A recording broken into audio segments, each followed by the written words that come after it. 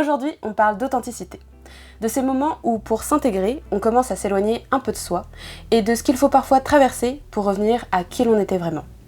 Le conseil qu'on aurait aimé entendre plus jeune, c'est « Essaye de rester authentique, peu importe la situation ». Bienvenue dans Mémoire en boîte, moi c'est Lilou et aujourd'hui j'accueille ma copine Maïssa.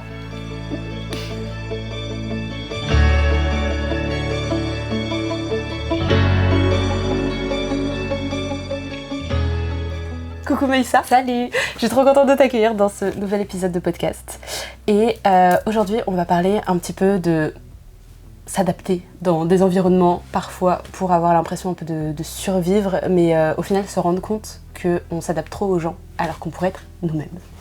Et quand on a commencé à préparer cet épisode, dans ta petite fiche, tu m'as parlé d'un événement qui s'était passé au collège.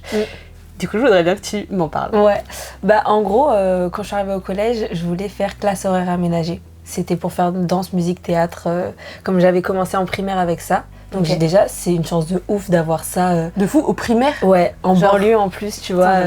Genre, c'était trop bien. Genre, j'ai commencé du coup l'art, la danse, le chant, le théâtre en primaire. Et je voulais absolument continuer au collège, sauf que c'était dans un collège, qui était... pas près de chez moi, plus loin. Enfin, le plus près, en tout cas, il était assez loin de chez moi, à 1 heure de chez moi. Et du coup, dans cette ville, c'est une ville assez haute socialement, on va dire. Et quand je suis arrivée, c'était vraiment différent pour moi. C'était un monde différent, avec des gens différents. Enfin, dans ma classe, il y avait vraiment que... on avait la même classe de la 6e à la 3e. Donc vraiment, tu voyais les mêmes gens. Tu t'engueulais avec quelqu'un en 6e jusqu'à la 3e, vous entendez pas. Voilà quoi.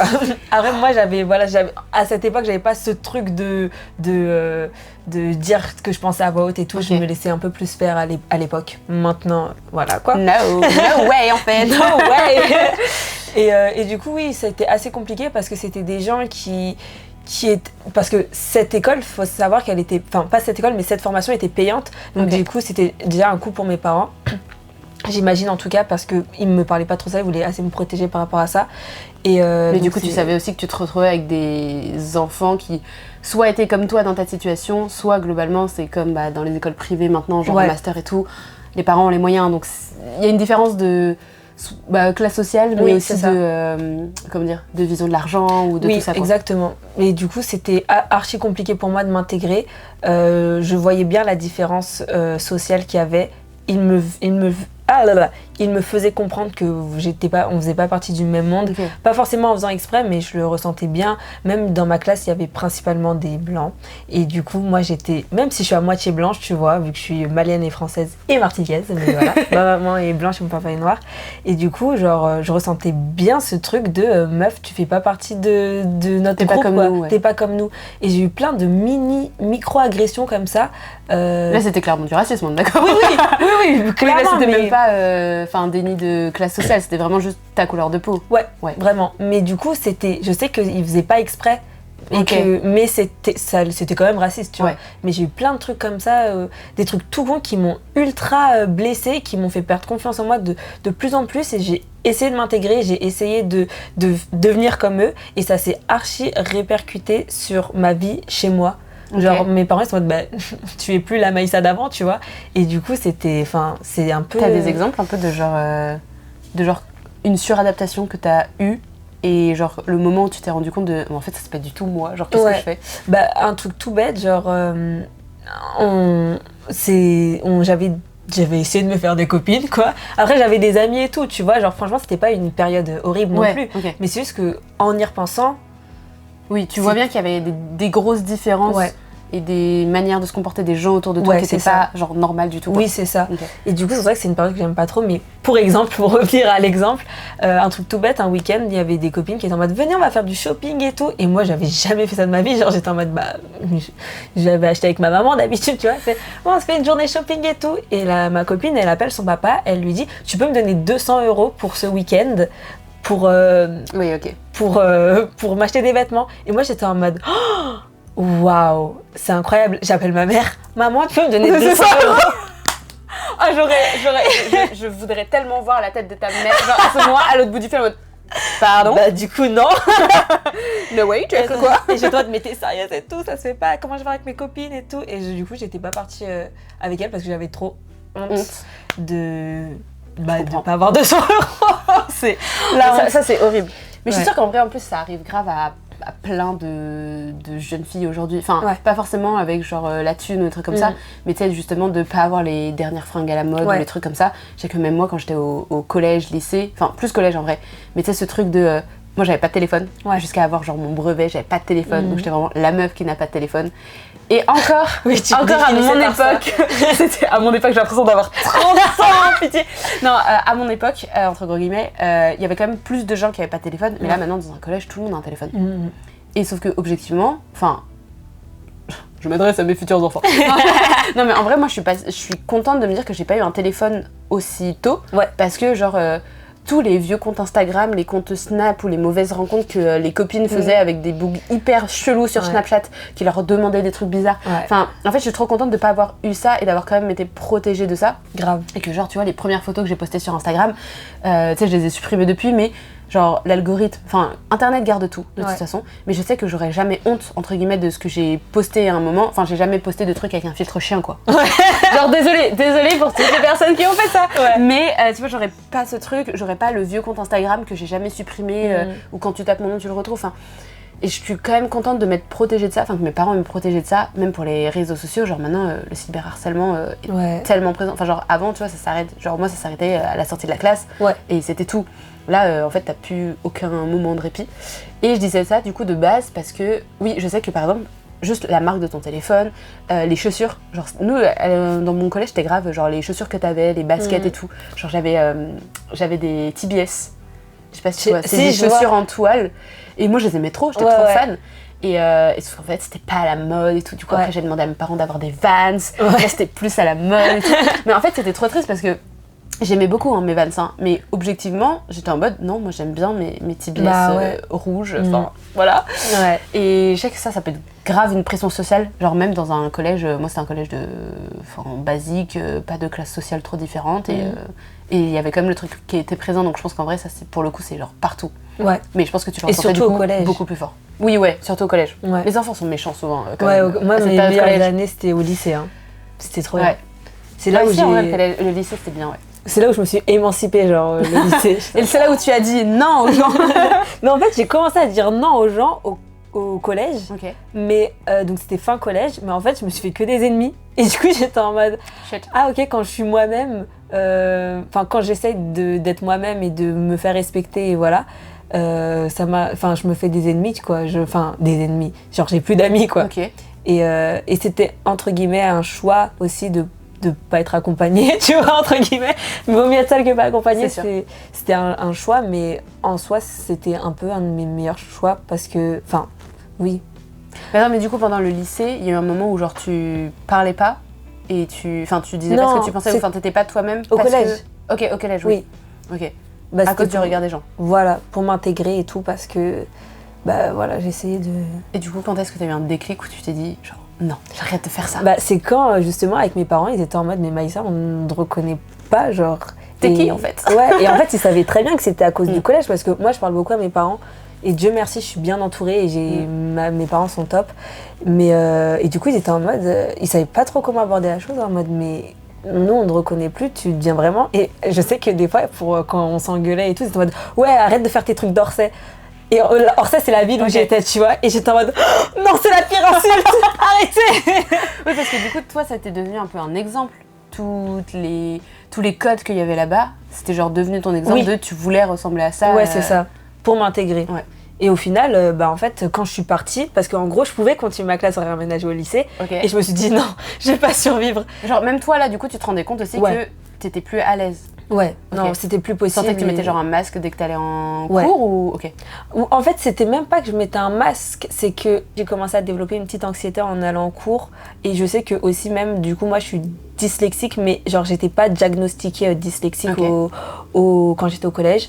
Et en gros, moi, la lecture à voix haute, c'était tellement... ta hantise. Ouais, ma hantise. Et les profs, ils me poussaient beaucoup pour que je lise, mais pas pour m'aider, mais juste pour dire, tout le monde doit lire, donc tu lis, tu vois. Et je disais, mais je ne peux pas. Et plus tout enfin les profs savent pas que je suis pas bien dans la classe, que je suis pas à l'aise, que je me sens pas à ma place dans cette classe-là, qui est quand même tout mon collège. Et du coup, j'étais en mode, ok, il faut que je le dise bien, sinon ils vont me juger, sinon ils vont me nana. Et en fait, genre, quand j'allais en cours, j'avais cette boule au ventre que, en vrai, là, t'as une excuse de fou, même mes parents, ils savent pas.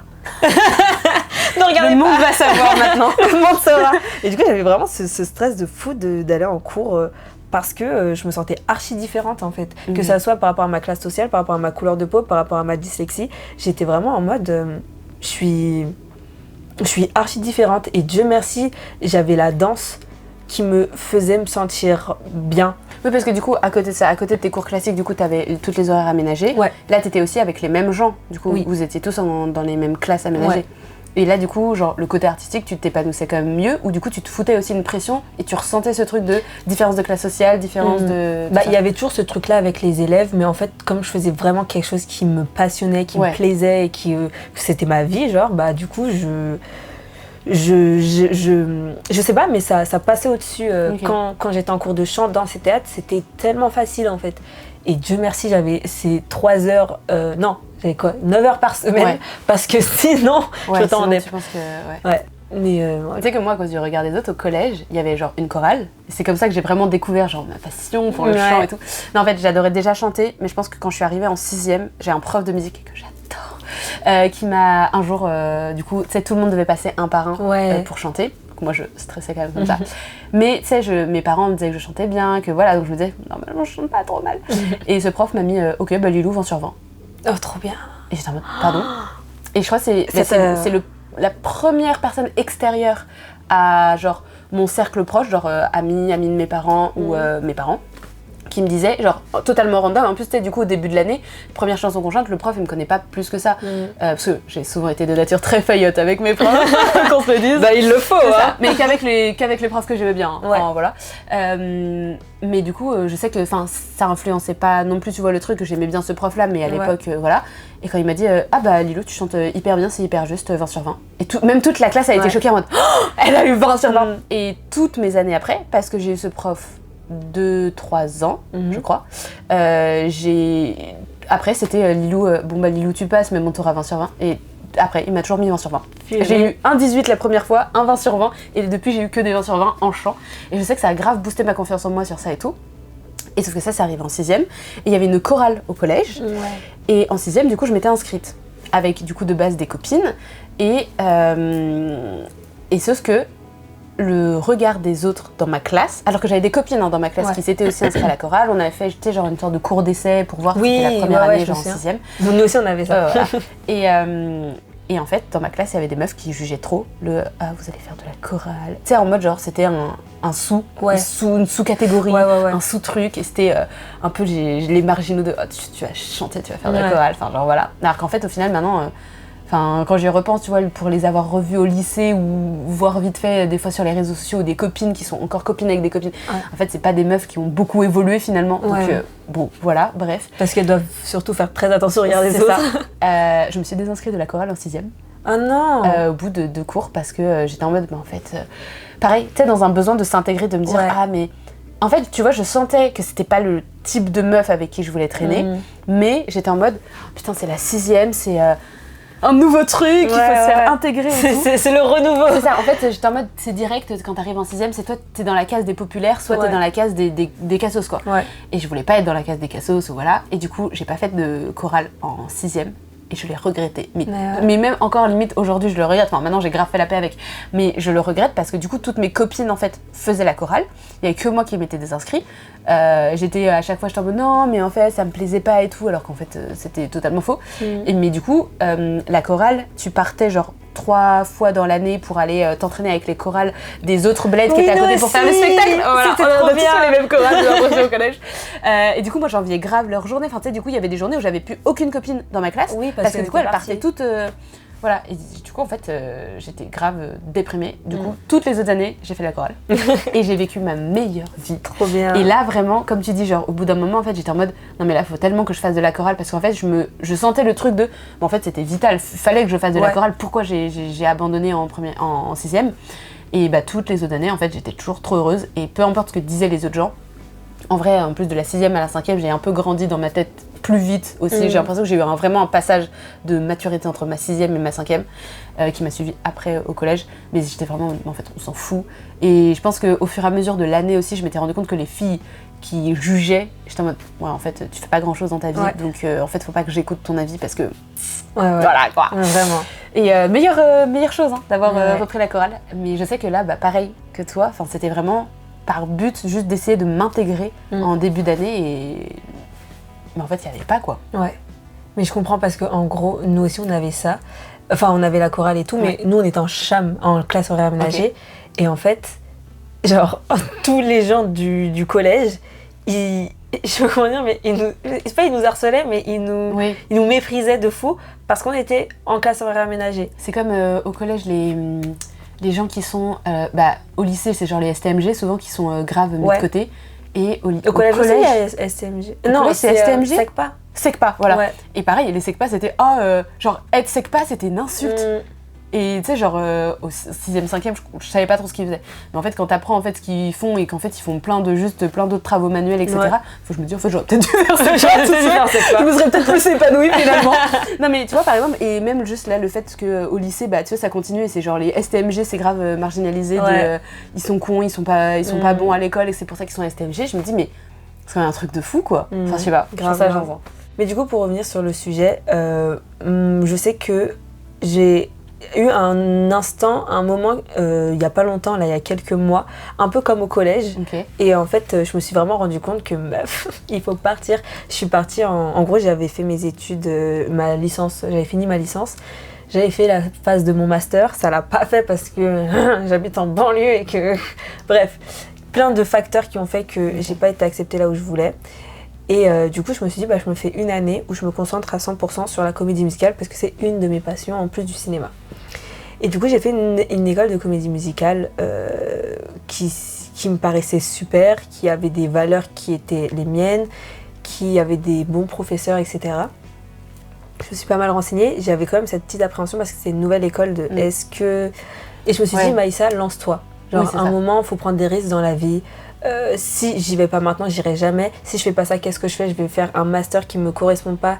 C'est pas là où je veux être, c'est pas ce que je veux faire.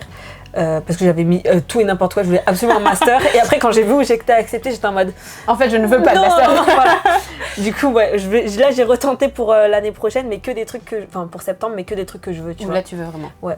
Mais du coup, pour revenir sur l'école en question, au début, en théorie, c'était des très bonnes valeurs, des valeurs qui me correspondaient. C'était vraiment quelque chose qui me plaisait. En plus, la directrice, les directeurs, c'était des personnes racisées. Ouais. Et j'étais en mode, ça fait trop plaisir parce que moi, toutes les écoles que je suis allée voir et tout, c'était en général que des caucasiens, tu vois. Du coup, j'étais en mode, ça fait plaisir, des gens de la communauté et tout, machin. J'étais très contente, tu vois.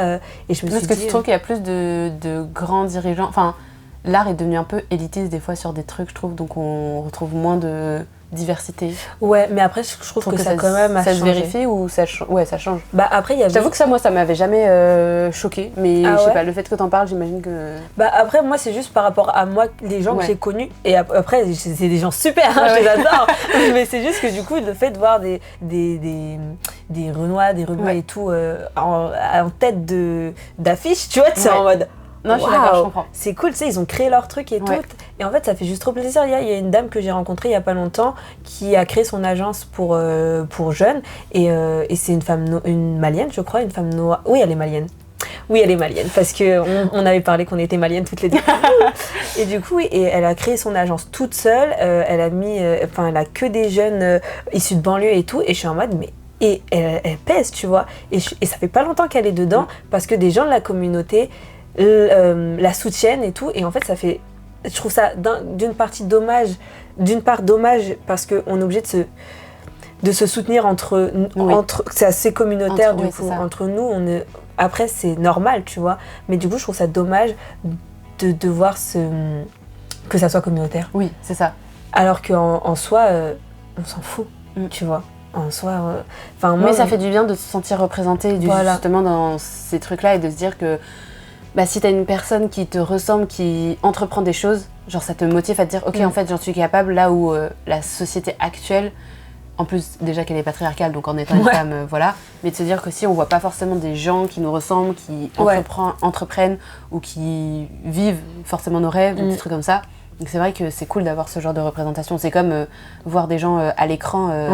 Enfin moi par exemple le cinéma, j'arrive à me dire que je pourrais en faire un métier dans n'importe quelle branche, mais depuis très très peu longtemps parce que j'ai réussi à me sortir du truc et que bah en fait c'est triste à dire mais genre depuis que la K-pop ou tous les trucs asiates sont devenus graves à la mode, en fait je me dis ok, en fait c'est vraiment des tendances quoi. Juste à l'époque j'étais pas tendance. C'est trop ça qui est horrible de dire. Ouais, c'est horrible. Mais oui. Mais même, enfin, on voit beaucoup plus d'asiates à l'écran et tout. Genre, là, je pense au film que je t'avais parlé la dernière fois, La cuisine de la famille Nguyen, ou je crois que c'est ça. Ouais. Je suis plus sûre du nom exact. Je crois que c'était ça. Mais ouais, ce film, en plus, c'est un truc sur la comédie musicale. Mais génial. C'est trop vraiment que je vois, j'ai toujours pas vu. En vrai, il est cool, tu vois, mais genre. Et ce qui était cool, en fait, c'est que l'histoire, que ça soit une femme asiate ou pas, oui, ça changeait pas. un peu pareil, tu vois. Et du coup, c'est ça que j'aime bien. Moi, dis-toi que j'ai commencé à me dire que je veux faire l'art mon métier grâce à Sister Act 2. Parce que j'ai vu plein de gens de toutes les couleurs, de tous les âges chanter et tout. Défini, et voilà, et que leur couleur de peau ne changeait rien. Ou genre Annie, mais la version 2013, je crois. Ah, j'ai pas vu. Je vois Annie de... Oui, la rousse. Voilà.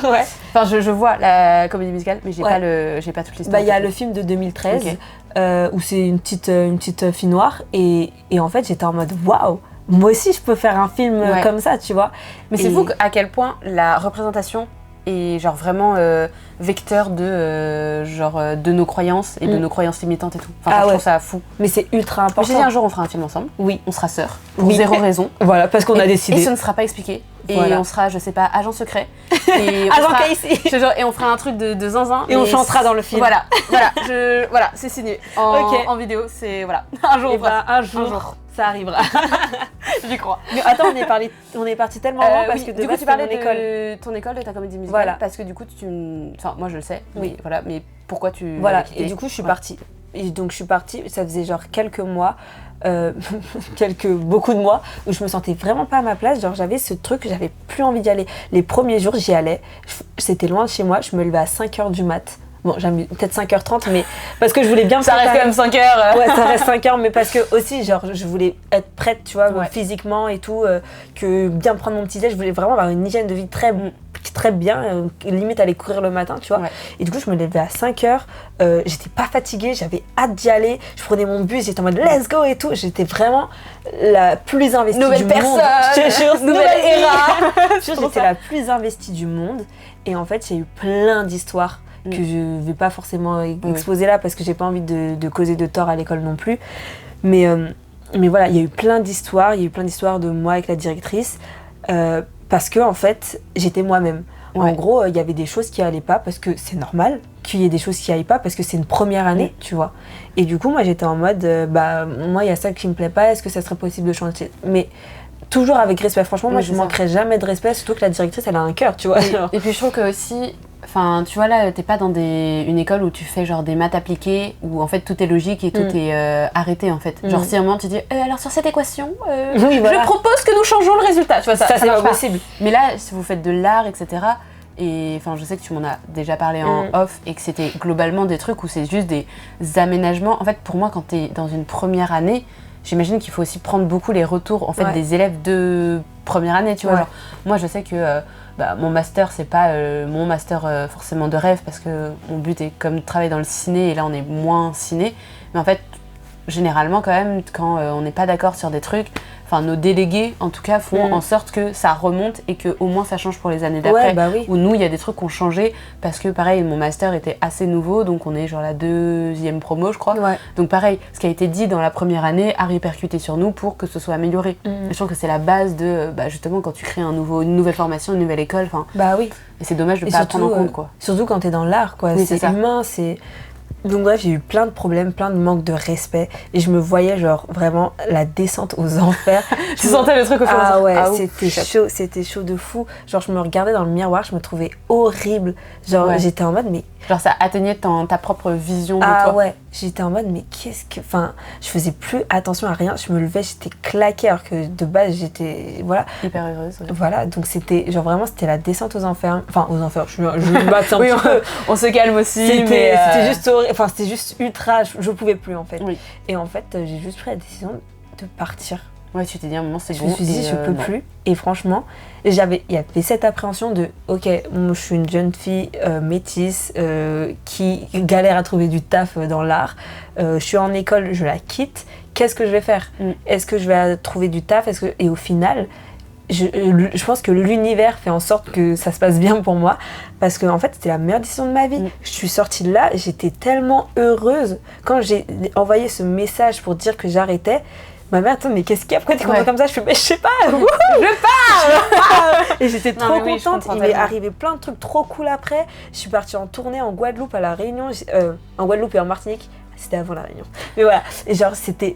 Enfin, j'ai fait plein de trucs, plein de spectacles, j'ai fait plein de castings qui sont arrivés de plus et j'étais en mode, mais en fait c'est juste l'univers qui me disait meuf, regarde, tu t'es blessée à la cheville, tu te trouves super moche, tu t'acceptes plus. Et je te jure qu'à la seconde où je suis partie, j'étais en mode, mais meuf, t'es trop belle, wesh. Tu vois, j'étais en mode, tu dates ça. Genre, j'aimais plus, genre, comment je pensais, tu vois. Genre, je devenais vraiment, j'avais des pensées, j'étais en mode, des gens de ma classe, j'étais en mode, putain, ils sont nuls et tout. Alors que, non, en fait, on est là pour apprendre. Tellement, j'étais dans un mauvais mood et tout, je venais méchante moi-même, genre. Et vraiment, ça m'a fait... C'est la meilleure décision de ma vie de partir. C'est prouvé le truc de... En fait, si tu te sens bien après dans ton corps, etc., tu renvoies à un truc comme plus positif et du coup, t'es beaucoup plus ouvert à toutes les bonnes opportunités. Alors que quand tu décides de passer une mauvaise journée ou un truc comme ça, tu vas avoir que les trucs négatifs dans ta journée. Alors que là, du coup, t'as ce truc de... Bah, t'es positif, donc tu vois que les trucs positifs. Et ça qui change. Mais c'est ça, en fait, il faut juste accepter son destin, entre guillemets. Moi, je crois beaucoup au destin. Et j'ai juste... En fait, il faut juste faire confiance au destin. Moi, mon corps m'a parlé. Je me suis blessée à la cheville. Alors que quand je te dis que je me suis jamais blessée de ma vie, c'est que je me suis jamais blessée de ma vie. Genre vraiment, je me fais jamais mal. Et genre là, j'avais des douleurs à la cheville et tout. Je me disais, c'est normal, je fais beaucoup de danse et tout. Mais non, en fait, j'ai toujours fait beaucoup de danse. Et en fait, mon corps me parlait, me disait stop. Et en fait, il faut juste écouter. Et tu vois bien que genre... Après ça, je me sentais beaucoup mieux et plus l'univers a fait en sorte que je fasse des trucs que je fasse pas rien, que j'ai eu des castings, j'ai eu des auditions et tout. Je suis partie, j'ai fait des spectacles, genre faut juste... Moi je pense qu'il faut accepter son destin et faire confiance au destin. Il faut s'écouter aussi et écouter son corps. C'est ça. Parce que pareil, moi je pense ça que se rejoint. Tous les moments où j'étais pas bien, que ce soit à l'école, au travail, ou tous ces trucs-là, bizarrement je suis toujours tombée malade. Ouais. Et je pense que... voilà. Oui, ça veut dire beaucoup de choses, ça veut dire beaucoup le arrête-toi, genre stop. Et j'ai retrouvé un truc il y a pas longtemps dans mes notes, je sais pas pourquoi j'y pense, mais genre j'ai retrouvé un truc où à un moment genre j'ai fait carrément une intoxication alimentaire, un truc, et j'étais pas bien genre pendant une semaine. Et je pense que j'aurais dû écouter ce truc-là pour me dire en fait barre-toi de là où t'es, parce que c'était une intoxication alimentaire, mais un truc que j'avais mangé avec mon copain. Mon copain a aussi fait cette intoxication alimentaire, mais moi j'étais HS, et lui genre il était pas bien, mais ça allait, tu vois. Et là j'étais là où je me suis dit il y a quand même un truc dans mon corps qui me dit genre là vraiment, enfin mon corps a lâché en mode regarde là, l'intoxication alimentaire on va te la mettre à fond. Ça veut tout dire. Voilà, stop. Et je pense que en vrai, tu vois là quand j'ai réfléchi, genre tous les moments où j'allais pas bien, où j'ai refusé aussi de pas voir que ça n'allait pas et qu'il fallait que je parte, ou que j'avais trop peur de partir, dans toutes les situations, mais pour tout, hein. Je me rends compte que mon corps à chaque fois m'a juste fait tomber malade en mode bam, tu es malade. C'est vrai, il faut écouter son corps. Parce que écoutez-vous, écoutez votre corps, écoutez... Non mais je suis ultra genre, la première intuition, genre écoutez vos intuitions. Ouais, c'est ça, je pense que l'intuition c'est hyper puissant, et souvent moi j'essaie de dire non à mon intuition, mais en fait je me dis qu'il faut que j'écoute beaucoup plus mon intuition parce qu'il y a beaucoup plus de trucs des fois bizarres qui ne m'arriveraient pas si j'écoutais mon intuition. Mais tu sais que du coup, genre en parlant d'intuition, genre moi mon intuition me disait d'aller dans cette école justement. Oui. Et en fait, bon ça s'est mal passé et tout, mais en fait quand j'y repense, je regrette pas d'y être allée. Oui, parce qu'il y a des trucs aussi il faut Alors, je dis pas qu'il faut souffrir pour aller mieux après, parce que ça, je suis pas d'accord. Je suis convaincue qu'il faut pas, passer, pareil, t'as pas besoin d'être un artiste torturé pour être un artiste. Bah, s'il vous plaît. S'il vous plaît. Sinon, personne ne ferait mais je suis convaincue qu'il y a des choses qui nous arrivent pour nous construire. Oui. Et faire en sorte qu'on puisse accueillir mieux ce qui va se passer après. Ouais. Là, tu vois, comme tu disais, tu te sentais obligée d'aller dans cette école. Enfin, ton intuition te disait d'y aller. Et je pense que si t'y étais pas allée, peut-être que justement toutes les opportunités après, je sais pas quel casting t'as réussi ou pas réussi, ou peut-être des trucs que t'as pas réussi, mais finalement peut-être qu'en fait on sait pas. Dans 2 mois, on va te rappeler sur un autre projet parce que en fait t'as tapé dans l'œil du Dircas. Enfin, tu vois, je sais pas. Ça aurait peut-être pas marché ça si t'avais pas eu ce truc-là avant, tu vois. Ouais. Non, mais c'est ça. C'est exactement ça. Et que même, comme au collège, en soi, c'était horrible, vraiment. Quand j'y repense, c'était horrible. Mais en fait, ça ferait pas la personne que tu es maintenant. Voilà, que je suis aujourd'hui. Donc en fait, merci l'univers, merci le destin de m'avoir emmenée ici parce que... Je crois au destin aussi, comme toi. Voilà. C'est sûr que vous croyez au destin parce que sinon la vidéo n'a aucun sens. Mais voilà, parce que maintenant je suis qui je suis aujourd'hui, que ça m'a ultra forgé, que grâce à ces expériences, j'ai ce truc caméléon où je peux m'adapter partout. Certes, en gardant cette authenticité que je te parlais tout à l'heure, mais je peux m'adapter. Là, si j'ai un casting demain avec, avec des Américains, je vais mettre en mode American. Tu vois, non, voilà, je rigole, mais tu vois, moi, je peux vraiment m'adapter à tout, peu importe la classe sociale, peu importe les origines, peu importe la religion. Je sais que je vais pouvoir m'adapter au lycée. Quand je suis arrivée au lycée, pour moi, c'était vraiment le renouveau, entre guillemets, parce que du coup, c'est là. T'as fait une classe aménagée aussi, du coup, au lycée ou pas du tout? Non, là, j'ai tout arrêté. En mode lycée basique et t'as fait des cours peut-être à côté ou pas du tout? Qu'est-ce que j'avais fait? Non, quand je suis arrivée au lycée, il y avait le Covid. Du coup, je faisais de la danse à côté, mais j'ai tout arrêté. Okay. Et après, après ma 2e année au lycée, il y avait, c'était aménagé bizarre et tout. Ouais. Du coup, je faisais rien à côté parce que il y avait rien. Enfin, il y avait des activités. Oui, c'était pas trop possible. Ouais. Et en 3e année, Ah non, je mens. En 2e année, je suis partie sur les Têtes givrées. Ok. Donc, je suis partie en tournage. Et en 3e année, j'étais en tournage sur Le Remplaçant, sur TF1. Ok. Donc, en soi, j'ai jamais fait un lycée normal. Mais c'était quand même mes meilleures années. Okay. Non, en vrai, le lycée, c'était trop bien. En plus, tu sais, il y avait des gens de partout. Franchement, mon lycée, il était génial. Il y avait des gens de partout. Je veux dire, en termes d'origine, de partout vraiment, en termes de religion, de partout. Enfin, il y avait de tout. En termes de classe sociale, c'était trop bien. Et je sais pas, c'était trop bien. Là, ça grave à la diversité de tout le monde qui... Ouais. En fait, les gens sont souvent dégradants par rapport à d'autres classes sociales ou d'autres couleurs de peau parce qu'en fait, ils connaissent pas. Et du coup, ils ont peur de ce qu'ils ne connaissent pas. Et c'est ça qui est horrible. Enfin, je sais que ça n'a aucun rapport, mais j'avais fait un projet dans mes études, tout début de mes études, sur l'inclusion, mais dans les écoles primaires. J'ai fait une web série en motion design, enfin bref, pour expliquer un peu toutes les différences aux enfants, dans le but de se dire, en fait, si vous apprenez dès petits que en fait, une personne qui a plus de poids que toi, en fait, c'est pas anormal, ou en fait, faut pas la bully parce qu'elle est plus grosse que toi, parce qu'elle a souvent pas choisi, parce que des fois, c'est des problèmes de santé, parce que des fois, c'est une morphologie différente, parce que tous ces trucs-là, que pareil, une couleur de peau, en fait, différente, c'est pas bizarre non plus. Et que tout ça, et que c'est pas parce que t'es une fille que tu peux pas jouer au foot. En fait, tous les stéréotypes qu'on a en étant enfant, si on évolue dans un milieu où, en fait, il n'y a pas ces trucs-là, en fait, ce sera jamais bizarre, en fait. Ouais. Et c'est vraiment ça qu'il faut éduquer. Et c'est pour ça que, là, tu vois, quand t'es arrivé au collège, je pense que les gens étaient juste tellement dans leur milieu à eux et qu'ils en étaient jamais sortis, qu'en fait, c'est pour ça qu'ils avaient tous ces a priori et tous ces... je sais pas la fin de ma phrase, mais tous les... Enfin, ce dénigrement et préjugés sur toi. Ouais, mais ils ont essayé d'apprendre à me connaître et ça m'a pas plu. Toi, tu dis no. Non, mais je sais même plus ce que je disais avant. Au lycée. Le lycée. Donc, t'as vécu tes meilleures années lycée, donc t'as pas fait un lycée classique. Mais du coup, ta période du lycée, c'est le moment où t'étais plus toi-même et là, tu t'adaptais moins aux gens. Ouais. Je me suis tellement émancipée au lycée, ça m'a fait tellement du bien. En fait, j'étais juste moi-même. Tu sais, j'ai rencontré mes meilleurs amis et en fait, ça s'est fait tellement facilement. Je sais pas, c'était trop facile, j'étais juste moi. Ça faisait tellement du bien on s'en fout. Dis-toi qu'au lycée, j'ai jamais été victime de racisme de tout mon lycée, tu vois. Ou alors, peut-être que t'as eu des réflexions, mais en fait, t'étais tellement bien qu'en fait ça te passait au-dessus. Peut-être, ouais, aussi. Genre, tu sais, Vraiment. moi, je sais que par exemple, moi, les réflexions racistes, ça m'a toujours grave atteint. Mais par exemple, ma sœur a beaucoup moins était beaucoup moins atteinte parce que, je sais pas pourquoi. Si c'est un caractère, ma sœur est beaucoup plus calme que moi. Genre, ma sœur, quand elle a des soucis, elle le garde pour elle, alors que moi, je vais, genre, buter les gens. Moi, je vais à l'affront direct, j'engueule les gens et tout. Ma sœur est beaucoup plus discrète et tout. Et je sais que ma sœur, elle a beaucoup plus ce truc de elle va pas parler, elle va pas répondre, elle va faire genre qu'elle s'en fout, même si ça peut l'atteindre aussi. Mais du coup, tu vois, une personne qui t'insulte et qui voit que tu réponds pas, en fait, il se lasse beaucoup plus vite. Alors que moi, je donnais à la personne ce qu'elle voulait, genre je répondais. Et du coup, genre longtemps, je me suis toujours dit, ouais, moi, je me suis toujours pris beaucoup plus de remarques racistes que ma sœur et tout. Alors qu'en vrai, en y réfléchissant, je pense que pas, en vrai. Mais que juste, ma sœur, ça lui passait tellement plus au-dessus. Qu'en fait, ma soeur me disait, non, moi j'en ai pas trop eu. Alors qu'en fait, elle en a sans doute eu proportionnellement, parce qu'en vrai, on a un peu on se ressemble, quoi, on a les mêmes origines en tout cas. Et qu'on était on a fait les mêmes lycées, les mêmes collèges, et que en fait, c'était un peu les mêmes gens. Enfin, généralement, les gens changent pas trop.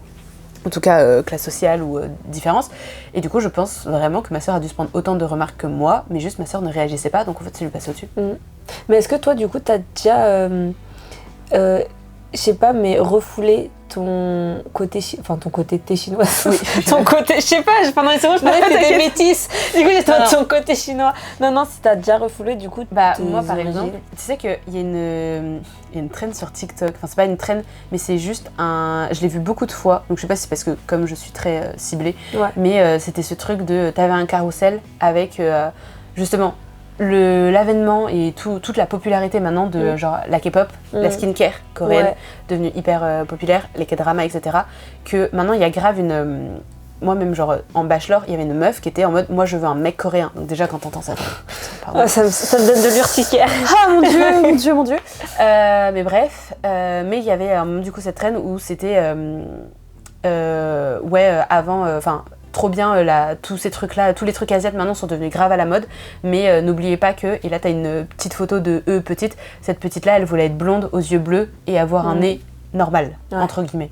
Et moi je sais que mon nez m'a beaucoup complexée quand j'étais plus jeune, parce que c'était, t'as un nez plat, ou on m'a fait beaucoup de remarques sur mes yeux de, mais t'es sûre que tu vois bien, t'es sûre que tu respires bien, tu vois.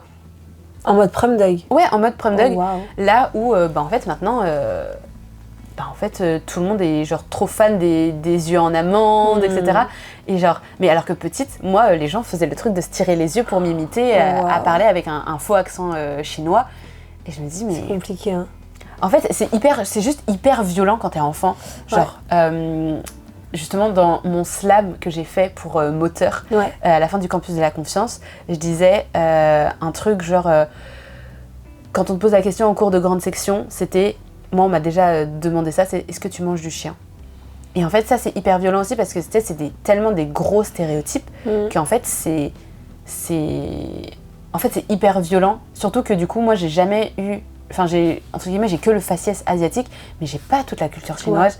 Je ne parle pas chinois. J'essaie d'apprendre parce que ça m'intéresse énormément juste pour mon histoire personnelle et tout. Mais tu vois, je parle pas chinois. J'ai pas du tout la culture chinoise. Et des fois, les questions, c'était vraiment... tu bouffes du chien du coup, comment tu le prépares ? Enfin, des questions totalement déplacées et ça me dégoûte. Ça doit être ultra compliqué pour un enfant en plus de se construire après. Quand t'es enfant, t'es en mode mais... Enfin... En fait, c'est tellement bizarre que, il y a des moments où j'étais en mode...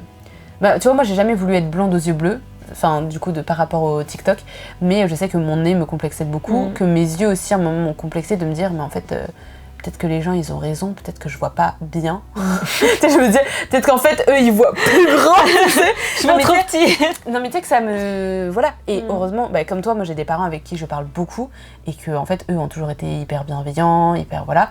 Mais pareil, tu vois, toutes les questions un peu déplacées sur l'adoption ou les trucs de... Mais du coup, c'est pas ta sœur. Tu vois, parce que ma sœur était adoptée aussi et t'es en mode... Alors, comment t'expliquer le concept de un parent n'est pas forcément quelqu'un qui te donne la vie ? Comment t'expliques ça ? Et du coup, tu vois, je pense que aussi ce truc de... Enfin, un peu négatif. Maintenant, quand je l'entends, je trouve un peu négatif. À l'époque, je trouvais ça trop cool qu'on me dise ça, mais c'est tu fais plus mature que ton âge. En vrai, c'est pas si positif parce que tu perds une partie un peu de l'âge que tu devrais avoir où tu devrais avoir encore cette innocence ou cette joie de vivre. Mais du coup, moi, j'ai l'impression que tout ce racisme m'a grave fait grandir Et que du coup, c'est pour ça que j'étais plus mature que mon âge, parce que du coup, j'essayais de plus comprendre les gens, de plus comprendre comment ils pensaient, et je me suradaptais déjà à eux pour éviter d'avoir ce genre de réflexion, tu vois. Et mais je sais que le racisme, ça a été hyper violent, et du coup, des fois, c'est pas forcément, je refoulais pas ce côté-là, mais je sais qu'il y a des fois où moi, je pleurais devant le miroir en me disant, mais pourquoi je ressemble à ça alors qu'aujourd'hui je me dis que moi je me trouve belle, j'ai aucun souci avec mon corps, j'ai jamais eu aucun souci avec mon corps par contre, genre je me suis jamais trouvée trop grosse, trop machin et tout, mais je sais que mon visage, en fait c'était pas mon visage, c'était genre le fait d'être asiatique, genre je me regardais dans le miroir en mode je suis pas normale ou en fait je corresponds pas à tout le monde, donc en fait petit je me disais j'aurai pas de mec ou mes copines elles m'aimeront pas parce qu'en fait je leur ressemble pas. Moi j'avais un gros souci avec le fait de me maquiller, de genre tu vois toi t'as une paupière mobile, c'est genre alors là si tu me parles de maquillage je vais pas y arriver, je suis tellement nulle au maquillage. En gros j'ai une paupière mobile certes. En vrai quand tu fermes les yeux t'as une paupière que tu vois, genre ta paupière qui est au-dessus, voilà, donc en gros si tu maquilles ta paupière en vrai tu la vois. C'est bon, genre toi t'as la double paupière. Toi t'as une double paupière. Ah non, moi j'ai la double paupière. Et moi j'ai pas de double paupière. Ah, coup, j'ai capté. Quand j'ouvre et quand je ferme les yeux, tu vois, ça bouge pas. Ok, oui, j'ai capté. En vrai, il y a des Asiates qui ont un peu une double paupière, genre ma sœur, elle en a une, et il y a c'est hyper populaire en Corée, je crois, enfin en vrai, dans tous les pays asiatiques, ils se mettent une sorte de scotch pour créer une double paupière. J'ai vu parce ça que sur c'est TikTok. devenu hyper. En fait, mais c'est très européen, parce que la majorité des Asiates ont les mêmes yeux que moi. Mais je sais que petite, tu vois, pour me maquiller pour genre à Noël ou des trucs comme ça, en fait, je me trouvais toujours horrible parce que ma mère ne pouvait pas savoir comment maquiller ses yeux-là et tout, mais genre du coup je me trouvais toujours trop moche, et du coup je me disais mais en fait jamais je pourrais me maquiller, jamais je pourrais faire ça. Pareil, tu vois, toi t'as des cils trop beaux, meuf. Mais tu vois, moi mes cils du coup j'ai des cils très longs mais genre très droits, et tu vois c'est comme mes cheveux qui sont raides globalement, tu vois, quand je me fais des boucles mes cheveux ils tiennent pas. Voilà, mes cils c'est la même chose, donc j'aurais beau faire du recourbe cils ou des trucs comme ça, à moins de me faire poser des fossiles ou des trucs comme ça, il y a plein d'Asiates qui le font et c'est trop beau. Peut-être qu'un jour je le ferai, j'en sais rien. Mais du coup, mes cils ne tiendront jamais bien, ou alors pour genre une soirée de 3 heures, ça tient et voilà. Sauf que du coup, pareil, ça je me disais, mais en fait, je pourrais jamais avoir une tête maquillée, un truc comme ça. Et pareil, tu sais, c'est des trends. À une époque, fallait grave se maquiller, t'avais le style. Là maintenant, le truc hyper naturel, liner, voilà, en fait, c'est devenu grave à la mode. Et en fait, maintenant, moi, ça me correspond. Genre les liners, j'adore les liners graphiques en été, de faire genre avec des couleurs et tout. J'adore. Et ça, du coup, ça correspond bien à mes yeux parce que comme j'ai les yeux en amande, voilà. Mais ça, tu vois, à l'époque, c'était pas la mode. Comme c'était pas la mode, j'étais pas à la mode. Et en fait, maintenant, je suis à la mode. Genre avec tous les trucs asiates qui sortent maintenant, je suis à la mode. Et je trouve ça trop dommage de se trouver beau par rapport à une trend. Mais c'est ça. C'est trop triste. Mais du coup, toi, dans ta famille, je pars en interview. Hein. Dans ta famille, je veux dire pas forcément avec tes parents, mais genre dans ta famille plus large, genre cousin, cousine, tante, etc. Est-ce que du coup t'as ressenti un décalage par rapport au fait que tu sois adoptée déjà ou asiate? Non, genre jamais. Genre pour le coup, ni mes oncles et tantes, ni mes cousins, cousines, genre il n'y a jamais eu de différence de ah mais vous n'êtes pas les parents de nos oncles et tantes, ou tu vois. Genre ça pour le coup, il n'y a jamais eu, il y a toujours une grave bienveillance, tu vois. Après j'ai toujours vu plus tous les cousins cousines du côté de ma mère. Du côté de ma mère, ils sont tous globalement très gentils et très bienveillants. Donc je pense qu'il y a aussi cette unité de en fait on est une famille, etc. Donc non, ça pour le coup du côté de ma famille, genre jamais. Genre je me suis jamais sentie différente du côté de ma mère, et on nous a jamais dit on nous a jamais fait de réflexion genre raciste sans vouloir être raciste, tu vois. Genre il y a jamais eu de trucs comme ça. Parce qu'ils sont hyper ouverts et tout. C'est pour ça que tu vois, quand je suis sortie de cette bulle un petit peu, genre en arrivant à l'école école primaire ou voilà, je pense que c'est là aussi où il y a eu un truc de ah c'est bizarre en fait, genre moi je vivais dans une normalité de on en parlait dans le podcast que j'ai fait avec Sophia, mais de quand t'as une normalité en fait, quand le truc change, en fait tu dis mais attends, mais ça c'est ma normalité, pourquoi ça change? Et tu vois. Et par exemple je sais qu'en primaire j'avais une copine qui est toujours ma meilleure copine aujourd'hui, et je te dis à chaque fois, je trouve qu'elle, je sais pas, vous avez un peu des mimiques. Faudrait que je monte cet épisode pour qu'elle me dise mais pas du tout, je trouve pas du tout. Et je suis sûre que tu la verrais, tu dirais mais pas du tout. Mais pas du tout. Mais genre, tout le monde me dit que je ressemble à quelqu'un dans sa famille. J'adore. J'ai un pote, il me dit tu ressembles trop à mon cousin Oscar. Je suis en mode c'est une blague. Ok, alors je sais pas trop comment je vais le prendre. Non mais tu vois, et en fait on était vraiment les deux un peu marginalisés, un peu de côté, parce que bah du coup, si elle te ressemble, c'est qu'elle est métisse aussi. Oui. J'étais asiatique et on était la seule métisse et asiatique dans la classe. Et que pareil en primaire, on a gardé la même classe de quasiment, peut-être pas tout, mais quasiment la toute petite section jusqu'au CM2. Et on a toujours été proches ou à l'écart. Et c'est pour ça qu'en 6ème, tu vois, on a eu un peu une rupture du truc parce que du coup, là, on rencontrait d'autres gens. Et je pense que même toutes les deux, on était en mode, mais en fait, on a marre d'être toujours toutes les deux parce qu'on est différentes et on voulait rencontrer d'autres gens. Mais je sais que du coup, tout notre primaire, on était genre les meilleurs potes et on était tout le temps ensemble parce qu'on était deux personnes les plus différentes. C'est trop. En vrai, c'est horrible. C'est horrible. Amitié, elle est basée sur. On est différents, du coup, on est amis. Exactement. Non, en vrai, nos parents aussi sont très copains. Et voilà. Mais ouais, en fait, quand tu y repenses et que tu dis, bah, les premières années de ma vie, en fait, je me suis rapprochée de la personne qui me ressemblait le plus et qui me ressemblait uniquement parce que bah, on était différentes. C'est très triste. Enfin, parce que là, tu vois, mais tu sais que on se ressemble pas. Enfin, genre, je veux dire, on a entre guillemets rien en commun. Tu vois, ni la couleur de peau, ni le truc. Tu vois. Mais sinon, on a plein de choses en commun. Oui. J'étais en mode, mais qu'est-ce qu'elle raconte? Totalement. Non, mais du coup, tu vois, quand t'es petit, tu te rapproches des gens qui te ressemblent aussi physiquement ou quoi que ce soit. Bah là, du coup, moi, je me sentais proche d'elle parce que, en fait, dans ma tête, on se ressemblait. Les profs, des fois, nous confondaient. Elle m'appelait Lilou, il m'appelait Manon. Alors que, tu vois, bon, vous êtes quand même pas pareil physiquement, mais elle est quand même métisse. Donc voilà, si on prend un exemple comme ça, voilà. Voilà, tu vois, des fois, ou même des fois, il y a des personnes, elles ont des prénoms très proches, tu vois. Genre là, dans ma. Enfin, tu vois, genre si je commençais par un M, pourquoi pas, genre, elle s'appelle Manon, tu vois, il y a un truc, genre, par exemple, Manon Maïssa, pourquoi pas, tu vois, genre, limite, on vous aurait confondu.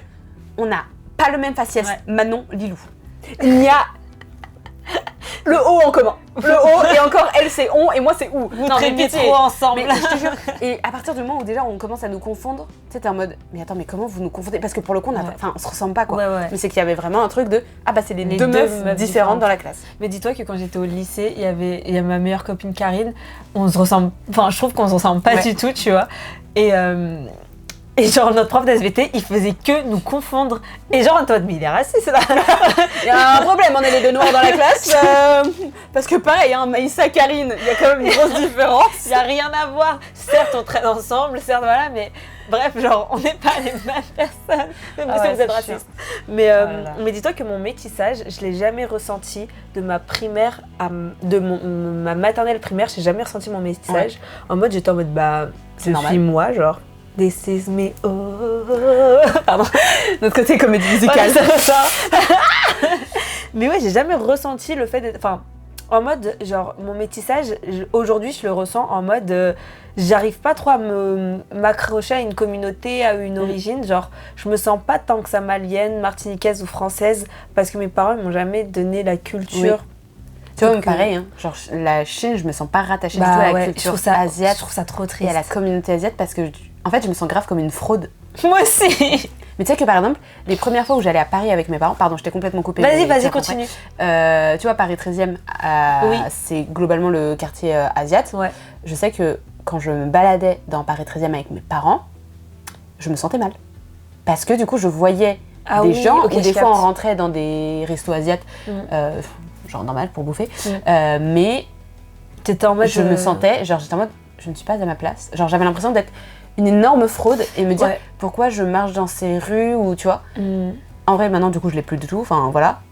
Mais je sais qu'à l'époque c'était tellement, genre j'étais tellement, tu vois dans ma classe, au collège et au lycée, globalement, voire même, collège-lycée, j'ai quasiment toujours été la seule asiate dans ma classe. Ou même presque dans le collège, sans compter ma sœur du coup. Ce qui fait que j'avais l'impression d'être tellement seule que tu vois, genre être plongée, Paris 13e, plein milieu de la rue, et t'as plein d'asiates qui parlent, du coup, asiates, donc je sais pas, leur langue ça peut être chinois, mais ça peut être du viet ou peu importe. Bah, j'étais en mode, mais et du coup, forcément, moi des fois, on me parlait en chinois ou n'importe quelle autre langue, et j'étais en mode, bonjour. Et tu sais, en fait, je me sentais tellement gênée et tellement... Alors qu'en fait, il n'y a pas de gêne à avoir. Moi, j'étais adoptée, c'est ok, il n'y a pas de souci, tu vois. Et genre, même si tu n'avais pas été adoptée et que tu parles pas mandarin ou je ne sais quelle langue... Mais je me sentais tellement une fraude et tellement, je sais pas, tellement pas à ma place de... Et du coup, tu sais, il y a un peu ce truc de, bah, tu te sens à ta place, ni dans un quartier chinois, enfin, du quartier chinois, gros raccourci, mais ni dans un quartier asiatique, ni avec des populations asiatiques, ni avec finalement des populations françaises. Parce qu'en fait, j'avais entendu ça sur une autre personne, je sais plus qui disait ça, mais pareil, qui avait 2 origines, mais c'était je me sens trop chinoise pour les Français et trop française pour les Chinois. Mais c'est exactement ça. Et du coup, t'es au milieu, t'es en mode. Franchement. Ouais, mais c'est ça. Franchement, le métissage, en vrai, moi, il a commencé à être compliqué au collège. Parce que vraiment, quand je te dis primaire, maternelle, j'avais même pas la conscience d'être. Enfin, si, je savais que j'étais métisse, mais j'étais en mode, on s'en fout, on est tous pareils, wouhou, viens, on va jouer, tu vois. Genre, j'en avais rien à faire. Et surtout que ma mère, Dieu merci, maman, je t'aime, ma mère, elle est blanche. Et elle connaît pas. Tous les cheveux, enfin, surtout pour les cheveux. Ouais. Et en fait, elle s'est cassé la tête pour pouvoir me coiffer tout le temps. Parce que moi, j'avais une autre copine métisse qui s'appelait Fanta, qui avait une maman blanche aussi. Et elle, la pauvre, elle était jamais coiffée parce que sa mère ne savait pas la coiffer. Et qu'elle a pas appris du coup. Elle a pas appris. Et moi, ma mère, en fait, pour moi, c'est vraiment la plus grande fan preuve d'amour aussi qu'elle ait pu te faire, peut-être de... Ouais, déjà. Mais en fait, c'est la meilleure maman du monde. Désolée pour la tienne. Désolée pour vos mamans. Non, vraiment, pour moi, c'est vraiment ma mère, c'est la meilleure maman du monde parce que, ok, elle a fait des enfants avec un homme noir. Donc, en fait, elle s'est tout de suite mise en mode, ok, ça va pas être comme si... ce qu'ils vont vivre, moi, je l'ai pas vécu. Il faut que j'arrive à faire en sorte de vivre avec ça, de m'adapter à leurs conditions. Et déjà, le simple fait, c'est tellement basique, mais c'est tellement fort. Grand en même temps. Exactement, tu m'ôtes le mot de la bouche. Mais en fait, genre, le simple fait de me coiffer, d'apprendre à me coiffer, de prendre soin de mes cheveux, que au collège, j'ai arrêté d'assumer à cause des autres, là, alors que on était tellement sur une bonne lancée, mince. Mais ouais, en fait... C'est l'adolescence. C'est l'adolescence. Après, ça s'est bien remis en place. Mais voilà, genre vraiment, maman, merci pour m'avoir juste accompagnée dans ce métissage, tu vois. Genre, je pense que c'est une femme blanche qui n'a jamais pu connaître le racisme. Et le simple fait qu'elle se casse la tête pour ses enfants comme ça. Après, tu vas me dire, c'est une maman, c'est normal, mais c'est pas pareil. Du coup, comme le prouve avec ton autre copine, toutes les mamans le font pas. Ouais. Donc, alors c'est vraiment le plus... Tu sais comment c'est compliqué d'assumer ses cheveux. Toutes les filles qui ont les cheveux un peu afro et tout, il y a une période... au diktat de la société, hein, parce que moi, je trouve ça incroyable. Et je sais pas pourquoi c'est autant marginalisé de se dire, mais putain, mais what? Ouais, c'est ultra... Je sais pas, enfin... Moi, aujourd'hui, j'adore mes cheveux, je les assume pleinement. Et tu as raison, j'adore ta coiffure, j'adore. Merci. Et vous les avez pas vus détachés. Mais voilà, et genre, vraiment, je sais que c'est aussi en partie grâce à ma mère que j'aime mes cheveux et que je les assume pleinement, tu vois. Et que j'assume mon métissage. Que quand je suis arrivée au collège, du coup, c'est le moment où j'ai vraiment pas assumé du tout mon côté métisse. Qu'en fait, pour les élèves de ma classe, pour mes camarades de classe, j'étais noire. Ouais. Et moi, en fait, je comprenais pas. J'étais en mode, mais les gars, je suis pas noire, je suis métisse, je suis mi-blanche, mi-noire, en fait. Donc, je sais pas pourquoi vous me cassez la tête. Et puis, du coup, t'avais ce truc comme moi mais en fait, je suis trop malienne, j'ai oublié tes autres Martiniquaise. Et française. Ouais, et t'étais trop malienne et martiniquaise pour les Français. Voilà. Alors qu'en fait, pour eux, peut-être aussi. Je sais pas si t'es déjà allée, du coup... Je suis déjà allée en Martinique. Ok. Est-ce que là-bas, t'as ressenti aussi une différence en fait, je suis trop différente ou... En soi... Non, en Martinique, parce que la Martinique c'est très métisse en fait, parce que la colonisation, etc. Donc il y a vraiment de tout, donc ça va. Je suis jamais allée au Mali encore, donc je pourrais pas te dire, mais je sais que genre dans ma famille, je vois un peu, quand je vais du côté de mon père ou de ma mère, c'est pas que je souffre de cette différence, bien au contraire, j'ai jamais eu de problème avec ma famille par rapport à ma couleur de peau ou mes origines, mais je vois bien d'un côté ou de l'autre de ma famille, des fois je suis un peu en mode... Oula. Oui, t'as pas forcément les rêves d'un côté ou de l'autre. Et en fait, je suis pas méga giga proche. Enfin, je suis très proche de mes grands-parents et de mes cousins et tout. Mais quand on va un peu plus loin, je suis pas si proche de ça et je suis tellement pas... Je me sens un peu à l'écart d'une partie de ma famille. Parce que t'as pas forcément la culture aussi martiniquaise ou... En fait, ça, c'est mon côté ma famille malienne. Ok. C'est pas que j'ai... Enfin... Je sais pas comment expliquer, mais il y a des codes que j'ai pas ou que j'arrive pas à avoir, tu vois. J'ai pas d'exemple précis, tu vois, mais je sens vraiment un écart par rapport à mon éducation et tout, parce que bah, j'ai 2 cultures en fait. Eux, ils en ont qu'une seule. Ouais, et c'est aussi ma force, tu vois. Genre, le métissage, c'est une force, entre guillemets, parce que bon, je connais pas 2 langues, mais j'aurais pu en connaître 2. Mais voilà, j'ai 2 cultures qui font qui je suis aujourd'hui. Et en fait, je m'intéresse à 3 fois plus de choses par rapport à t'as une ouverture d'esprit beaucoup plus grande. Voilà, c'est ça. Enfin, déjà, le fait d'avoir 2 parents de 2 cultures différentes, c'est déjà une ouverture d'esprit de fou, tu vois. Moi, ça m'a jamais dérangé d'avoir... Et ça m'a jamais perturbée, ou je me suis jamais dit, bah, pourquoi j'ai 2 parents de 2 couleurs de peau. C'est normal en fait, tu vois, et c'est une force. Et il faut être fier de ça. Et longtemps, j'ai pas été fière du fait d'être métisse. Et j'étais en mode, ok, je suis pas malienne, je suis pas martiniquaise, je suis pas française, je me sens rien de tout ça. Je connais pas la langue, je connais pas la culture. La France, bon, j'y suis née, mais je me sens pas... Enfin, la France me fait pas sentir que je suis française, en tout cas. Je me sens rattachée à rien. Et du coup, je suis qui ? Et c'était rattaché à l'art. Voilà, je suis rattachée à l'art. Mais c'est ça, en vrai. Mais je te jure que moi c'est ça m'a sauvée. La danse, ça m'a sauvée. Le chant, ça m'a sauvée. Le théâtre, ça m'a sauvée, en vrai. Parce que j'ai vraiment eu une période où je savais plus qui j'étais. J'étais vraiment en mode, je suis qui ? J'arrive pas. C'était pas non plus, quand je le dis comme ça, on dirait que c'était horrible, c'est crise existentielle, mais pas du tout. C'était juste que je me posais beaucoup de questions, tu vois. Et j'étais en mode, mais qui... un peu comme un coming out, mais version culturelle, tu vois. En fait, je posais archi des questions, et au final, bah, j'étais en mode, meuf, en fait, c'est ça, t'es rattachée à rien, t'es un caméléon, que ça soit socialement ou ethniquement, je sais pas comment on dit, et il faut être fier de ça. Et justement, tu peux aller partout, tu peux... tu t'as pas de limite, tu vois. Et ça, au final, ta différence fait ta force. Voilà. Et voilà. Et ça, c'est le plus grand, le plus grand. Non, en vrai, c'est ça. Oui. Moi, je sais que, en fait, t'as une période, je trouve, au collège et tout, où justement, si on se rattache au sujet de ce podcast, c'est vraiment, on vit pour le regard des autres, et du coup, on essaie de calquer sur les autres. Et il y a un moment où, en fait, tu te rends compte que plus tu calques sur les autres, plus tu fonces dans un mur. Parce qu'en fait, du coup, tu... fais comme tout le monde et t'es comme tout le monde, et en fait du coup t'as plus de trucs différents, tu vois. Et moi ça, en vrai, à cause du racisme, du coup je l'ai compris, je pense assez tôt.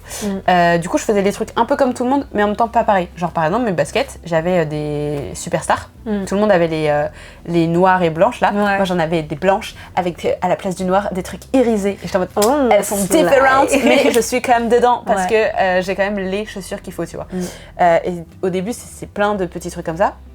Et en fait, je me rends compte de plus en plus que, tu vois, le fait d'être différente, en gros guillemets, hein, mais différente et de pas, par exemple, au collège, être quelqu'un qui aime les trucs artistiques, justement, ce que je te disais avec la chorale et tout, c'était être différent et c'était être pas bien et tout. Alors qu'en fait, maintenant, c'est des trucs qui sont grave admirés chez moi. Genre, et des fois, je me dis, mais ça n'a aucun sens, mais tu sais, ce truc de... j'ai pas tant de gens que ça en vrai, mais quand il y a des gens qui reviennent vers moi, tu sais que j'ai pas vu depuis des années, et qui envoient un message, alors qu'en vrai c'était des gens de base qui me méprisaient, ou des trucs comme ça. Ou tu vois, j'adorerais faire une réunion d'anciens élèves au collège, juste pour, tu vois, avoir un peu ce... Il y a un peu un côté vengeance, revanche. C'est pas très bien, je sais, voilà, il faut être en paix. On peut, mais c'est quand même, il faut qu'on se le dise, c'est quand même agréable de se dire, genre, réunion d'anciens élèves, tous les gens qui m'ont bully ou qui m'ont fait perdre confiance en moi, etc. Avec tous les trucs artistiques, même si je sais toujours pas trop dans quelle direction je vais, mais je sais que je fais quand même des trucs cool, tu vois. Bah, je me dis que moi j'ai bien évolué, j'ai évolué dans un sens, j'ai évolué vers mes rêves, vers des trucs, et je sais qu'aujourd'hui c'est admirable que je fasse des trucs créatifs, là où quand j'étais au collège c'était t'es la risée de l'école, tu vois. Et là par exemple, si je prends l'exemple avec la chorale, à l'époque la chorale, faire de la chorale c'était être la risée de l'école, mais moi si j'avais pas fait de chorale, j'aurais pas eu confiance en moi pour chanter, et il y a 2 ans, 3 ans, 2023, bref, 2-3 ans, je ne sais pas. Pour le fun, je suis passée dans une émission qui s'appelait le Viewer Voice avec la streameuse Catsup. Et du coup, je suis passée sur Twitch. Et en vrai, moi, je connaissais pas trop ces streamers-là et tout, mais je sais que ça a été une expérience hyper riche pour moi parce que c'est la première fois que j'ai chanté genre toute seule sur scène. Et même si je trouve que j'ai pas fait la meilleure performance de ma vie, ça c'est normal. En fait, ça m'a grave fait comprendre, enfin genre j'étais grave fière de moi Ouais. et tu vois genre j'ai eu une visibilité plus grande où des gens là me disaient mais putain trop bien, et j'ai plein d'inconnus qui sont venus m'envoyer des messages juste pour me dire qu'ils trouvaient que j'avais trop bien chanté. Enfin, je trouvais que je m'étais bien plantée, mais voilà.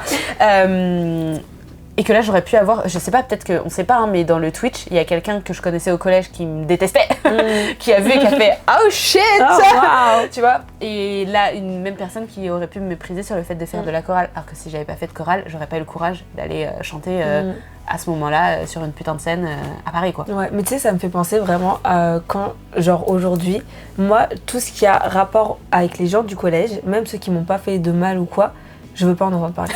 Genre vraiment. Le collège est un peu traumatique. Ouais, c'est genre traumatisant. Et du coup, bah bref, souvent, genre, je croise des gens, vu qu'on n'habite pas très loin, des gens du collège et je suis en mode.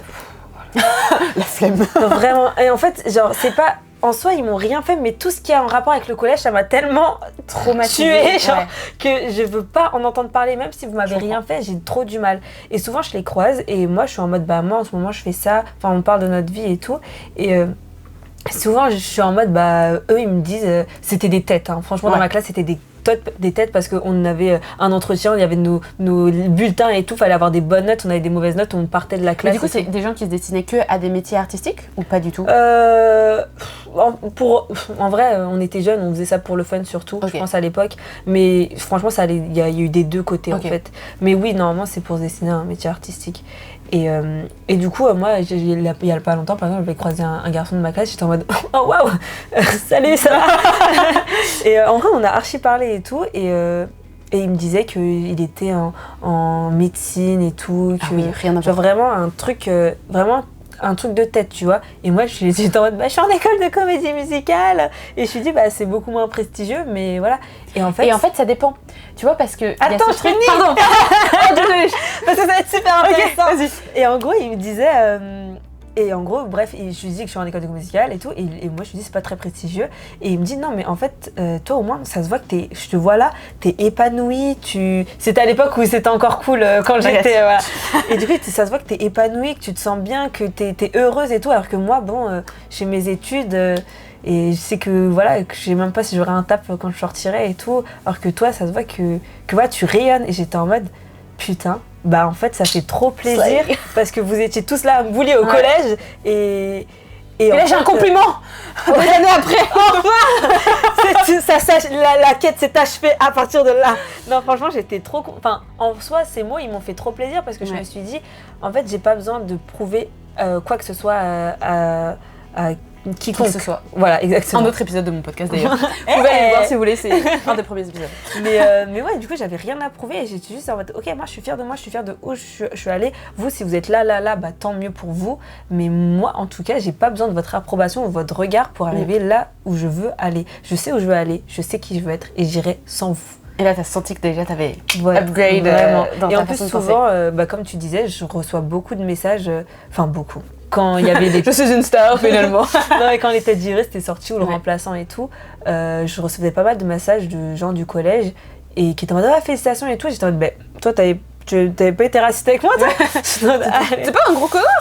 Tu vois. Après tu vois je réponds normal parce que je sais que en soi j'imagine qu'ils sont pas racistes, c'est juste qu'ils sont cons, tu vois. Enfin on est tous bêtes au collège et que voilà. Et je leur en veux plus trop. T'as pardonné mais t'oublies pas. Exactement, c'est ça. Et donc du coup je réponds normal et tout, tu vois, ça fait toujours plaisir, mais j'avoue qu'il y a ce petit truc de fierté en mode, vous voyez, voilà. Hey.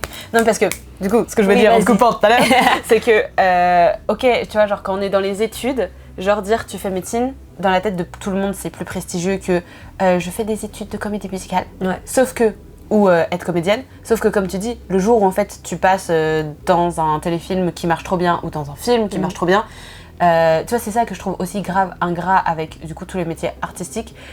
Tout le process de faire des trucs, il y a personne qui est là. Il y a personne pour te soutenir, il y a personne pour t'encourager, il y a personne pour te dire non, tu vas y arriver. Et le jour où tu y arrives sans l'aide de personne, tout le monde est en mode non mais moi je la connaissais, on était grave potes au collège ou des trucs comme ça. Où en fait à partir du moment où tu perces dans quelque chose, où tu y arrives, où tu vois tout ça, bah t'as un peu tout qui arrive, t'as tout le package qui arrive ensemble de tous les gens qui vont devenir des gros haters parce qu'ils sont juste jaloux, tous les gens qui d'un coup vont devenir tes gigapotes parce qu'en fait ils t'envient de fou, Et finalement, il y a très peu de personnes qui peuvent dire moi j'étais là au tout début et je l'ai toujours encouragée, même quand elle pensait qu'elle allait abandonner. Ouais, mais moi c'est pour ça qu'il faut être bien entouré en fait. C'est ça, exactement. Et l'entourage, je trouve que ça compte tellement, surtout c'est dans genre tous les métiers artistiques en plus. Ouais. Mais après, j'imagine, tu vois, genre, c'est parce qu'on n'a pas la vibe de la médecine ou des trucs comme ça. Ouais. J'imagine quand tu fais la médecine, genre médecine, avocat, tous les gros métiers comme ça. Je sais que moi j'ai des copines qui ont fait genre des prépas de zinzin. Heureusement qu'elles étaient aussi bien entourées et qu'il y avait des gens pour elles parce que pareil, elles auraient décroché, elles n'auraient pas réussi parce que l'entourage est trop important pour justement te motiver et réussir. Et que pareil, en vrai, nous là on calque aux métiers artistiques parce que les métiers artistiques sont moins bien vus dans la société. Mais en vrai, pareil, je pense que quand tu fais médecine, si je sais pas, t'as une famille d'artistes, ça doit être un peu l'inverse de oh il fait médecine, c'est un peu nul. Et puis le jour où il gagne un putain de salaire et que en fait, je sais pas, il est reconnu ou il fait bien son métier et que c'est bien reconnu, tu vois, ce sera ah oui non mais mon fils est médecin, tu vois. Ouais. Bah oui. Je pense qu'en fait, c'est un peu pareil pour tout le monde, c'est juste que... Mais en fait, c'est juste pendant ton processus, t'as personne, tu dois t'élever tout seul. Exactement. Et le jour où tu y arriveras, t'auras tout le monde derrière toi. Alors que, en fait, fallait être là depuis le début. C'est ça. Et c'est un peu le truc où ils te critiqueront toujours jusqu'au moment où tu y arriveras. Mais c'est ça. Et c'est pour ça que moi, je remercierai jamais assez l'univers de m'avoir donné un bon entourage. Bon, c'est aussi un peu grâce à moi, parce que j'ai fait tellement de tri dans ma vie. Oui, tu fais du tri aussi. Et j'adore faire, en ce moment, enfin, pas en ce moment, mais tu sais, j'ai vraiment eu des périodes où, tu sais, ça faisait un tri dans... les gens, et je pense qu'aujourd'hui je suis apte à dire oui ou non à des relations qui sont positives pour moi ou trop négatives. Et genre là par exemple, moi j'ai eu des copines à une époque qui en fait m'ont fait trop de mal et qui genre dans les 3 dernières années sont revenues vers moi, et en fait je sais que moi j'ai plus d'animosité avec parce que moi j'ai fait la paix avec moi-même, mais en fait comme je te disais, on n'oublie pas. Et tu sais, il y a ce truc de moi j'ai fait la paix, j'oublie pas, mais par contre en fait je sais que en fait ce sera plus jamais comme avant. On a tellement le même caractère. Voilà. Mais oui. Same. Non mais tu vois, il y a vraiment un truc de en fait maintenant je sais de qui je veux m'entourer, avec qui je veux prendre du temps, avec qui je veux profiter, avec qui je veux voir où ça nous mènera. Genre littéralement toi par exemple, on se connaît pas depuis tant de temps que ça, mais tu vois, comme on dit, on est un peu sur la même longueur d'onde. Et je me dis que pareil, tu vois, genre moi j'ai grave envie d'expérimenter notre relation amicale pour voir jusqu'où ça nous mènera. Et si à un moment ça s'arrête parce qu'en fait on a des chemins différents, ce sera ok. Ça m'étonnerait quand même grandement qu'on s'engueule parce que ce serait... Enfin, on voit pas du tout les mêmes caractères. Oui, déjà on voit pas assez pour s'engueuler. Ce serait vraiment très bizarre si on s'engueulait. Non mais du coup tu vois, il y a un peu ce truc. Et de maintenant j'arrive à plus, justement, ce truc d'intuition qu'on disait tout à l'heure, c'est avoir l'intuition de me dire, là par exemple, Maïssa, je pense que c'est une bonne personne. Je la sens bien et je pense que on peut faire un bout de chemin, un grand bout de chemin ensemble. Mais tu vois, il y a d'autres gens que je vais rencontrer, je vais me dire, ok, ça va rester en connaissance. Et c'est ok aussi. Mais on peut discuter normalement, sans problème. Je sais juste que c'est pas la personne que j'appellerais pour dire que j'ai tel ou tel projet, que tu sais, je pense grave au truc de si un jour je fais un giga-film, un truc de voilà, qui est-ce que j'invite à l'avant-première. Mais grave, faut se projeter, c'est comme ça qu'on y arrive. Et tu vois, rien que là avec le podcast, j'ai déjà dit à plein d'autres copines, mais la majorité, voire tout le monde, tous les gens que je souhaite inviter, c'est que des gens qui vont m'inspirer. En fait, j'ai envie que c'est mon média, c'est mon podcast, c'est mon émission, donc j'en fais ce que je veux. Grave. Et je veux inviter que des gens qui m'inspirent déjà au quotidien, que je trouve intéressants et qui font des trucs inspirants. Parce qu'en fait, sinon la flemme en fait. En fait, j'ai pas envie de devenir le truc putaclic, et comme tu disais, l'univers, moi j'y crois aussi un petit peu, et je me dis que j'y crois tellement en mon podcast, j'y crois tellement en mon petit entourage justement qui peut me soutenir et tout, que je me dis que ça marchera forcément un moment. Oui, c'est sûr. Et j'arriverai à avoir des gens peut-être qui marcheront mieux niveau com et tout, mais là tu vois, j'ai pas envie de trahir le truc et de me dire le faire avec des copines, comme elles ont pas de présence en ligne pour la plupart, forcément ça va moins bien marcher. Forcément, comme je te disais en off avant, des fois c'est déprimant les stats, parce que tu te dis, tu mets tellement toute ton âme et tout ton cœur que c'est déprimant quand les trucs vont pas marcher à la hauteur de ce que tu veux, ou quand tu vas te comparer avec d'autres trucs, ou voilà. Mais en fait je me dis, ça marchera forcément un moment, et si un jour tu vois, je me dis ça marche pas, je sais que je serais restée fidèle à mes valeurs et qu'en fait c'est le plus important. Alors que là, si je me disais je veux juste absolument que ça marche avec les stats, je commencerais à faire des trucs putaclic, à faire des trucs pas intéressants. Plus authentique. Et je ne serais plus authentique. Je ne serais plus moi finalement. Mais oui, c'est ça. On raccroche tout. Mais c'est ça. Allez, tout est lié. Tout est lié. Mais c'est pour ça encore, il faut être bien entouré parce c'est que genre je sais pas si je peux le dire, mais tu me disais que du coup il y avait quand t'étais un peu dans le mal et tout, t'étais avec ton copain et tout. Et en fait, j'imagine qu'il était là pour te, entre guillemets, te remettre les pendules à l'heure. Mon copain, c'est mon premier supporter. Oui.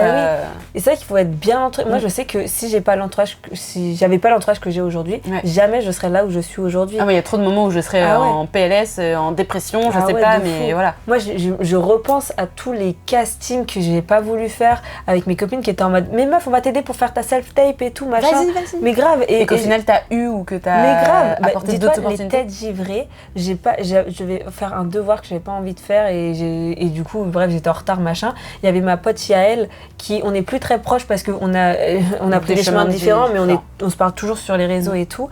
Et du coup, elle était en mode, meuf, tu fais d'abord ta self-tape et après, tu fais le devoir et je vais être là pour toi et tout. Et j'étais en mode...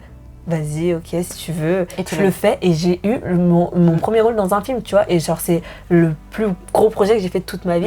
Et du coup, j'imagine que sans Yael, j'aurais jamais fait ça, tu vois. Merci Yael d'avoir été la bonne étoile à ce moment-là. Je t'aime Yael. Et du coup, genre vraiment, entourez-vous bien, ça c'est la meilleure chose pour être authentique. Et en fait, si t'es pas bien entouré, tu n'es pas authentique. Si tu n'es pas authentique, tu vas pas là où tu veux aller, en fait. Et c'est vraiment, tout est lié. Merci de se créer un bon entourage, s'il vous plaît, parce que c'est la meilleure chose à faire. Mes meilleures copines, ma famille, c'est vraiment mon pilier dans la vie. Et je pense que sans eux, je serais vraiment pas là. Enfin, pas là où je suis aujourd'hui, je veux dire. Pas morte, mais pas là où je suis aujourd'hui. Et je pense qu'en vrai, c'est un peu le conseil ultime de cet épisode. Mais sans un bon entourage ou des gens qui vous motivent comme ça, on serait pas, genre, nous-mêmes. Ouais.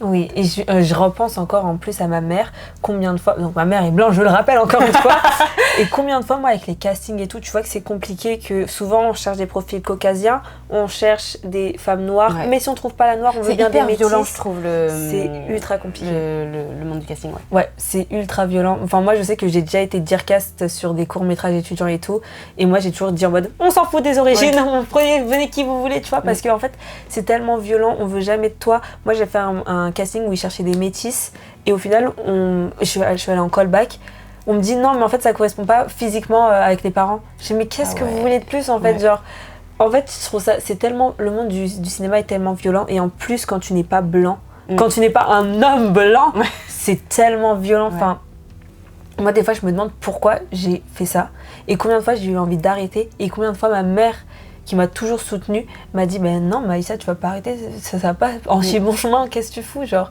Et bon, elle me l'a dit avec des meilleurs mots, hein, bien sûr. Mais en fait, genre, je me dis sans ma mère, mais je suis rien du tout. Et vraiment, en fait, elle est tellement je reviens sur le fait d'être métisse, tu vois, elle est tellement investie sur ma personne, tu vois, donc en sachant qu'elle est blanche. En fait, elle casse tes croyances qui t'ont été créées après. Voilà, en gros, elle veut tellement faire... Enfin, c'est trop bien en vrai, parce que c'est vraiment bien sûr que t'es capable. Et je pense que depuis que t'es toute petite, elle t'a toujours dit que t'étais capable si t'as fait toutes ces classes de danse, voilà. Et que le moment où tu t'es pris la réalité, où t'as grandi, t'es sortie de cette bulle, ta mère était quand même là pour te dire mais en fait t'es pas moins capable qu'une autre personne parce que t'as une couleur de peau différente. Carrément, et celle qui me dit la force du truc, quoi. Mais oui.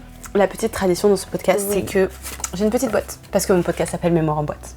Donc on met une petite mémoire dans cette boîte pour la Maïssa que tu étais avant. Donc je sais pas, la Maïssa à quel âge, à cette période du collège je pense, où c'était compliqué. Si cette Maïssa au collège pouvait trouver un petit mot de toi aujourd'hui, j'aimerais que tu lui écrives un petit mot. Oh my god, j'avais réfléchi à un mot en avance mais je l'ai oublié entre temps. Donc j'ai écrit « N'oublie jamais d'où tu viens et où tu veux aller, même si le chemin est lent. » C'est beau. Voilà. C'est beau, c'est très beau. Attends, hop, donc je peux le mettre moi-même. Oui. Oh my god. Ah je suis trop contente. suis vraiment trop heureuse d'avoir fait cet épisode avec toi. On a parlé tellement de plein de trucs hyper intéressants. On s'est beaucoup j'adore. éloigné du sujet, mais c'est trop Mais bien. c'est pas grave, c'est ok. Merci beaucoup. Et puis j'adore parler avec toi. Donc merci. voilà. Merci d'avoir invité, c'était trop bien. Je suis trop contente que tu sois venue dans cet épisode. Merci à toi qui écoute cet épisode. S'il t'a plu, n'hésite pas à le partager ou à le garder précieusement pour toi. Et non, on te dit à très vite. Salut.